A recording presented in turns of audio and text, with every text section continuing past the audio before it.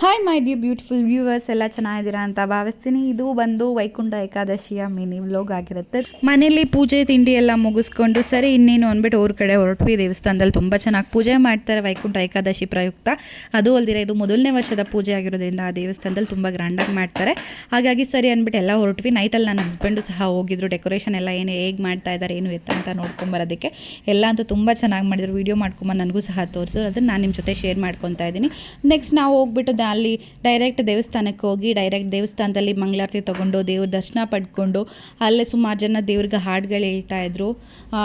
ಆಮೇಲೆ ದೇವ್ರನ್ನ ತೊಟ್ಲಲ್ಲೂ ಸಹ ಕೂರಿಸಿ ತೊಟ್ಲು ತಳ್ತಾಯಿದ್ರು. ಆ ತೊಟ್ಲು ಬಂದು ಸಿರಿ ಹಾಡಿ ಬೆಳೆದಂತಹ ತೊಟ್ಲದು. ತುಂಬ ಖುಷಿಯಾಗುತ್ತೆ ಆ ಒಂದು ತೊಟ್ಲನ್ನ ನೋಡಿದ್ರೆ. ಈ ಒಂದು ಕಂಪ್ಲೀಟ್ ವೀಡಿಯೋನ ನಾನು ನನ್ನ ಒಂದು ಯೂಟ್ಯೂಬ್ ಚಾನಲ್ನಲ್ಲಿ ಅಪ್ಲೋಡ್ ಮಾಡಿದ್ದೀನಿ. ನಿಮ್ಗೆ ಇಷ್ಟ ಆಯಿತು ಅನ್ಸಿದ್ರೆ ಮಿಸ್ ಮಾಡಿದ್ರೆ ಹೋಗಿ ಒಂದ್ಸಲ ಚೆಕ್ ಮಾಡಿ ನೋಡಿ. ನಿಮ್ಮ ಅನಿಸಿಕೆ ಅಭಿಪ್ರಾಯಗಳನ್ನ ಕಮೆಂಟ್ ಮೂಲಕ ಶೇರ್ ಮಾಡಿ. Thank you so much for watching my mini vlog ಅಂತ ಹೇಳ್ತಾ ಇಲ್ಲಿಗೆ